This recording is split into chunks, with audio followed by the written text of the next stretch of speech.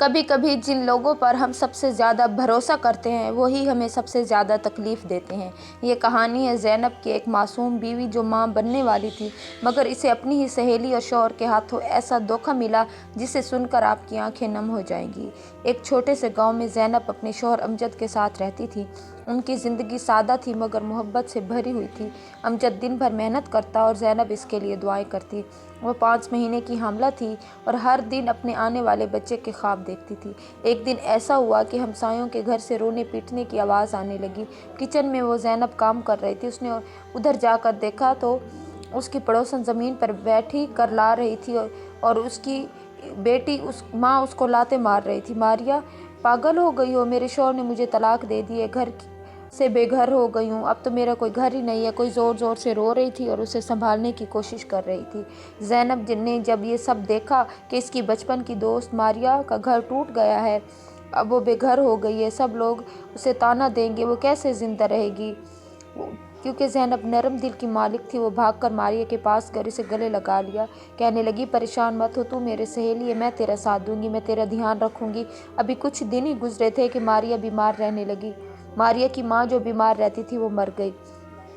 اب تو ماریا بالکل اکیلی رہ گئی تھی۔ اب وہ ہر وقت پریشان رہتی، اپنے گھر میں بند رہتی۔ جب زینب نے اپنی سہیلی کی یہ حالت دیکھی تو وہ اپنی سہیلی کے گھر گئی اور اسے اپنے ساتھ اپنے گھر لے آئی۔ کہنے لگی تم بھی یہاں ہمارے ساتھ رہ سکتی ہو، یہ اتنا ہی گھر میرا ہے، جتنا تم یہاں رہو تو تمہارا بھی ہو سکتا ہے، کیونکہ تم میری دوست ہو، میں تمہارا ساتھ دوں گی، میں تمہارا دھیان رکھوں گی۔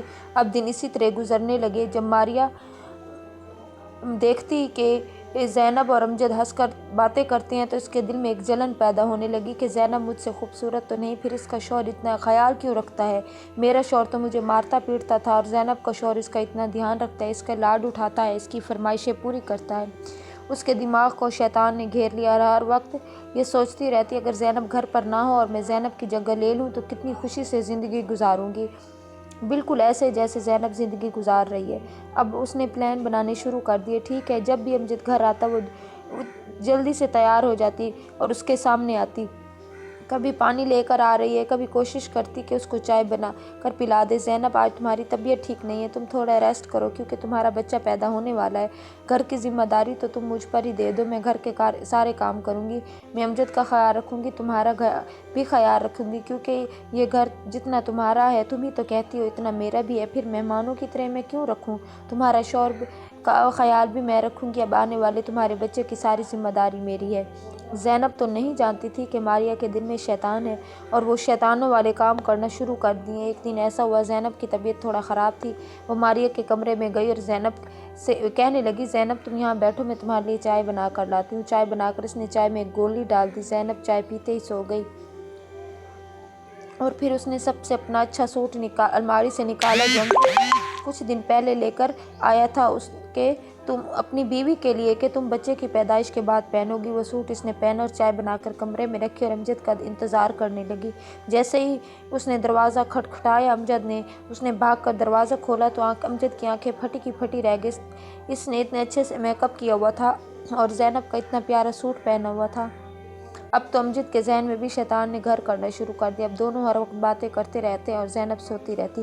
زینب ماریا کے ساتھ کھیل کھیل رہی تھی، کچھ بھی اسے کھانے پینے کے لیے دیتی، وہ ہر وقت نیند کی گولیاں ڈالتی رہتی، چائے پیتی، کچھ کھاتی پیتی اور پھر سو جاتی، پھر اٹھتی۔ پورے گھر کی ذمہ داریاں ماریا نے سنبھال لی تھی۔ ایک دن ماریا اور امجد بیٹھ کر باتیں کر رہے تھے۔ زینب کی آنکھ کھلی، اس نے دیکھا کہ دونوں صحن میں اتنے قریب ہو کر باتیں کر رہے ہیں تو زینب کا دماغ گھوم گیا، وہ پریشان ہو گئی کہ یہ میں کیا دیکھ رہی ہوں، میرا شوہر اور میری سہیلی کیا مجھے دھوکہ دے رہے ہیں؟ زینب نے اس پر نظر رکھنا شروع کر دی کہ یہی وجہ ہے کہ کئی دن ہو گئے ہیں وہ مجھ سے اچھے سے بات نہیں کرتا، نہ میرا خیال رکھتا ہے، نہ میری طبیعت پوچھتا ہے، اگر کوئی بات پوچھتی ہوں تو مجھے اچھے سے جواب نہیں دیتا۔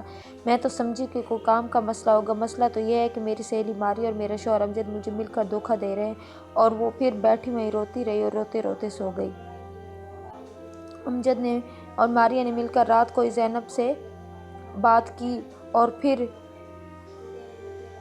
انہوں نے ایک اچھی سی پلاننگ سوچ کے رکھی تھی کہ صبح ہوتے ہی جب ماریا اٹھی تو زینب بھی اٹھی، تو زینب، ماریا अमजद मिलकर ज़ैनब को पकड़कर घर में दरख्त के साथ बांध दिया। ज़ैनब रोने लगी। अमजद, ये तुम क्या कह रहे हो? मैं माँ बनने वाली हूँ, क्या तुम मेरे साथ ऐसा कैसे कर सकते हो? हमारा बच्चा आने वाला है। जब ये सब बातें अमजद ने सुनी तो कहने लगा, मैं तुम्हें प्यार नहीं करता, मैं मारिया से प्यार करता हूँ, और मारिया मैं ये घर छोड़ कर जा रहे हैं। तुम यहीं इसी घर में सड़ो मरो, मुझे तुम्हारी ज़रूरत नहीं है, तुम्हारे बच्चे की ज़रूरत नहीं है, क्योंकि मुझे जो ज़िंदगी मारिया दे रही है वो तुम नहीं दे सकती। अच्छी और खुशी वाली ज़िंदगी गुजारूंगा। ज़ैनब, तुम अच्छी क्यों हो? मैं तो वो कहने लगी, ज़ैनब मारिया से तुम ऐसा क्यों कर रही हो? मैंने तो तुम पर अंधा एतबार किया था। तो वो कहने लगी कि मैं इतनी अच्छी नहीं हूँ, तुम्हें मुझ पर इतना अंधा एतबार नहीं करना चाहिए, तो तुम इस घर में रहो, हमारे पीछे आने की, हमें ढूंढने की कोशिश मत करना। वो चीख रही थी, मैं हामला हूँ, मुझे छोड़ दो, मगर कोई नहीं आया। और अमजद अपनी आशिका को घर से लेकर निकल गया। वो नहीं जानता था कि आज वो इस घर से निकल रहा है, कल ये मेरा साथ औरत देगी या नहीं। आंखों पर इसकी पट्टी बंधी थी, क्योंकि इसके दिल और दिमाग पर सिर्फ शैतान ने कब्जा जमाया था। वो सिर्फ मारिया की सुन रहा था। इसे अपनी औलाद और अपनी बीवी के कुछ दिखाई नहीं दे रहा था। इसी तकलीफ में ज़ैनब रो रही थी, चीख रही थी कि एक बूढ़ी औरत जिसे सब अम्मा खाला कहते थे, वो आई। इसने आकर ज़ैनब को सीने से लगाया दरख्त के साथ, और जो बंधी हुई थी वहाँ से उसे आज़ाद किया, कि उसे सीने से लगाया, उसे प्यार किया और उसे कहा कि तुम परेशान ना हो, मैं तुम्हारा साथ दूंगी। इसी तरह मज़ीद कुछ वक्त गुजरता गया।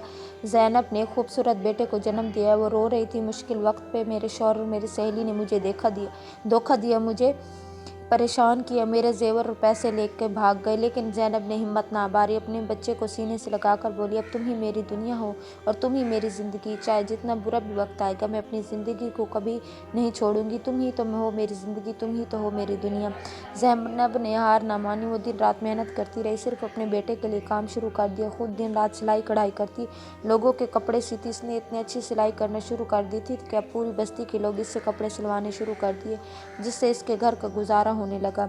वो हर वक्त अल्लाह ताला का शुक्र अदा करती कि तूने मुझे ऐसा हुनर दिया कि मैं किसी के आगे हाथ ना फैलाऊं। मुझे हुनर सिखाया, मैंने हुनर सीखा और अपने बेटे का पेट पाल रही हूँ। 5 साल बाद दरवाज़ा खटकर सामने अमजद खड़ा था। वो टूट चुका था। जब ज़ैनब ने अमजद को इस हाल में देखा तो हैरान हो गई। तुम इस हाल में? मैंने तो नहीं सोचा था, तुम तो टूटे बिखरे हुए मेरे सामने इस तरह आओगे। अमजद रो रहा था, मुझे माफ़ कर दो।